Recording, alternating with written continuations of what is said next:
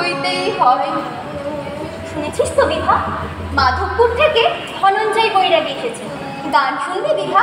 ওই দেখো। কেবল অতটুকু মাথা নাড়লে হবে না, আমি লোক দিয়ে বলে পাঠিয়েছি আজ যেন একবার আমাদের মন্দিরে এসে গান শুনিয়ে যান। তাহলে আমরা উপরের ঘরে বসে গান শুনতে পাবো। ও কি পালাচ্ছিস কোথায়? দাদা আসছে। তাই এলোই বা দাদা? না না বৌরানী, আমি যাই।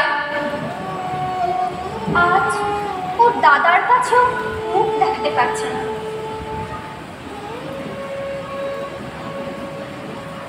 আমি ধনঞ্জয় বৈরাগীকে আমাদের মন্দিরে গান গাইবার জন্য ডেকে পাঠিয়েছি। সে তো হবে না। কেন? মহারাজ তাকে বন্দি করেছেন। কি সর্বনাশ! আমার সাধু পুরুষকে বন্দি করেছে? সেটা আমার উপরে রাগ করে।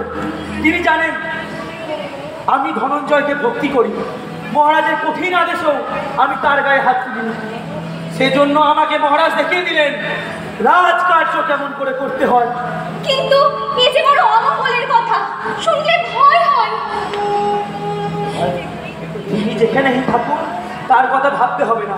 তার কথা ভাবার জন্য স্বয়ং ওপরে আছেন। আমি মাধবপুরের প্রজাদের জন্য সব শিখে সাজিয়ে রেখেছি। কোথায় সব পাঠাবো? খুব সাবধানে পাঠাতে হবে। নির্বোধগুলো আমাকে রাজা রাজা করে চেঁচাচ্ছিল।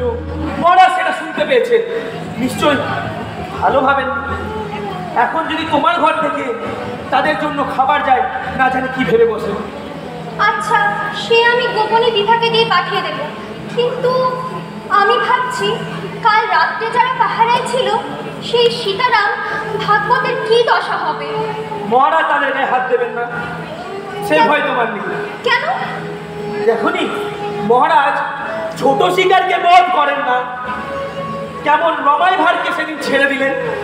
কিন্তু শাস্তি তো তিনি একজন কাউকে না কাউকে না দিয়ে থামবেন না।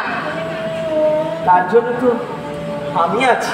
না না, ও কথা বলো না। বলতে বারণ করো তো বলবো না, কিন্তু বিপদের জন্য তৈরি থাকতে হবে না। আমি থাকতে তোমার বিপদ ঘটবে কেন? তোমার সব বিপদ আমি নেব। তুমি নেবে? এর থেকে আর বড় বিপদ আমার আছে নাকি?